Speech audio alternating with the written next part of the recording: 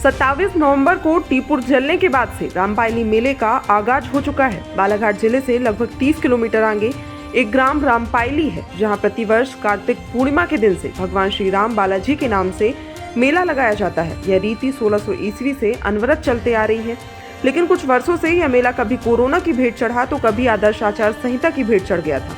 यहाँ श्री राम बालाजी मेला जनपद पंचायत व ग्राम पंचायत के सहयोग से मनाया जाता था, लेकिन आदर्श आचार संहिता के चलते प्रशासन ने इस मेले को निरस्त कर दिया। लेकिन ग्रामीणों व आसपास के ग्रामों के श्रद्धालुओं की आस्था के चलते इस मेले को रोक नहीं पाए हैं। कोरोना काल में ग्राम की एक समिति ने मेला भरवाया था, उसी प्रकार इस साल भी ग्रामीणों द्वारा इस मेले को भरवाने का जिम्मा उठाया गया है। रामपायली मेले में 2 दिनों से हजारों की तादाद में श्रद्धालु आ रहे हैं। मेला समिति ने सभी दुकानदारों व व्यापारी भाइयों से इस मेले में पधारने व इस मेले की शोभा बढ़ाने की अपील की है। यह मेला उत्सव जो है टीपुर पूर्णिमा से चालू होता है और लगभग 7 दिन का मेला रहता है, लेकिन यह 15 दिन तक चलता रहता है। इसकी विशेषता यह है कि यह रामचंद्र जी का प्राचीन मेला है और काफ़ी पुरातन मेला है और टीपुर उत्सव से यह प्रारंभ होता है। और यहाँ की जो सबसे प्राचीन मूर्ति भगवान श्री बालाजी की है, जो मामांग माता जानकी है, उन्हीं के हिसाब से यहाँ और उन्हीं के उत्सव में यह मेला भराया जाता है। यह मेला जो है जनपद पंचायत के द्वारा भराया जाता है और इस मेले में विभिन्न प्रकार के आयोजन और काफ़ी बड़े उत्सव यहाँ मनाए जाते हैं। वनवासी वेशभूषा में दृष्टि दिखाई देती है और इनकी जो है माता जानकी मामांग में है और पूरी वेशभूषा जो है माँ भगवान श्री धनुष बाण लिए हुए भी हैं।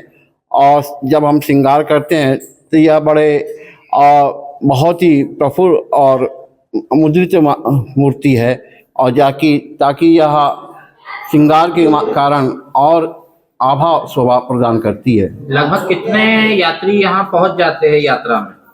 काफ़ी इस क्षेत्र में जो है 3 राज्य से पब्लिक आती है, जैसे महाराष्ट्र हो गया, छत्तीसगढ़ हो गया और मध्य प्रदेश की जनता काफ़ी 1.5 से 2 लाख के ऊपर पब्लिक आती है। अपना नाम बताइएगा। दुर्गा प्रसाद चौरावार।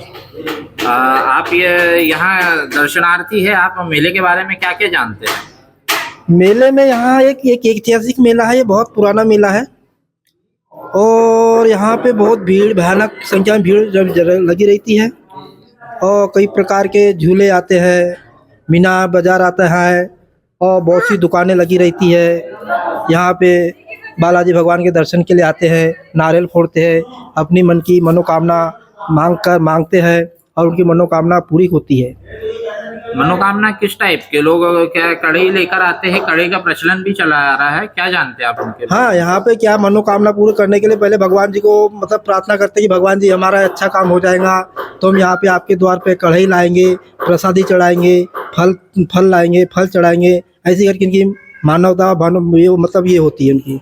तो बालाजी सभी की मनोकामना पूर्ण करते हैं? हाँ, यहाँ बालाजी सभी की मनोकामना पूर्ण करते हैं। लगभग कितने सालों से मेला भराया जा रहा है? ये करीबन 300 साल से मेला भराया जाता है। यहाँ पे बहुत पुराना मेला है ये। सर, सर्वप्रथम अपना नाम बता दीजिएगा। मेरा नाम चैन सिंह बैस है, रामपायली का निवासी हूँ।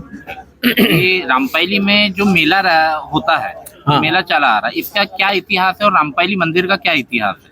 रामपायली मेला तो सदियों पुराना है। मैं तो समझता हूँ कि ये 16वीं शताब्दी से भर रहा है, ऐसा मेरा मानना है।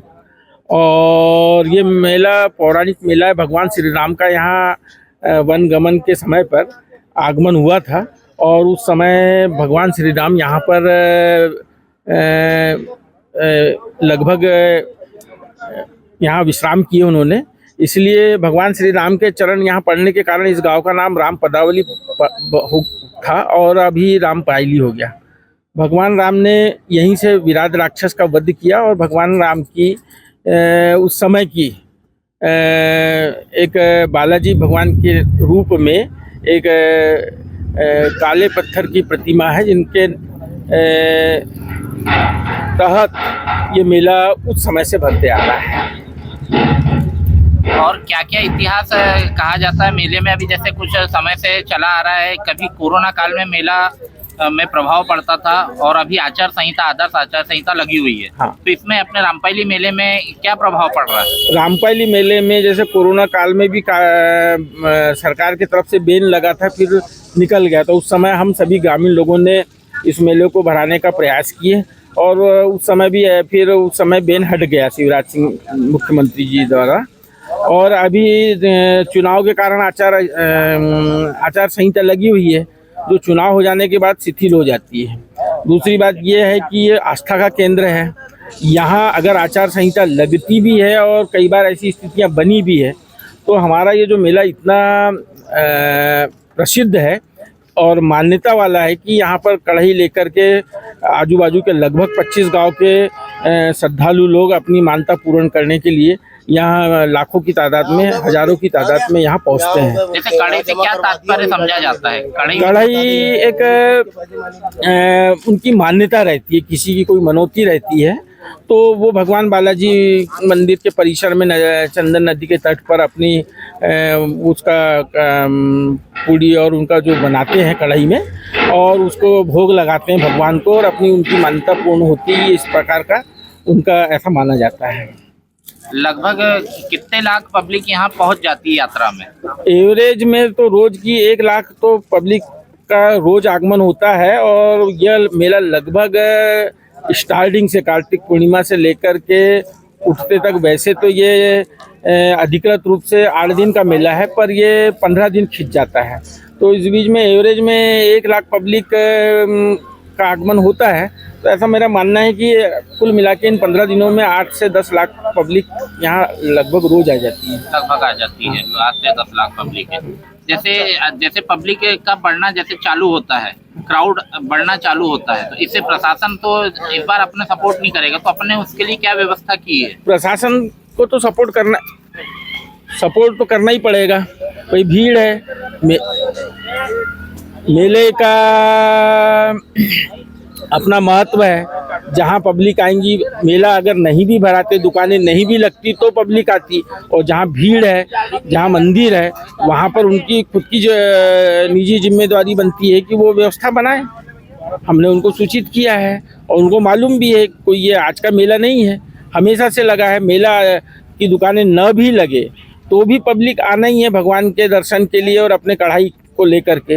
तब उस भीड़ को कौन कंट्रोल करेगा? प्रशासन की जिम्मेदारी है, तो प्रशासन तो रहेगा ही, रहना ही पड़ेगा।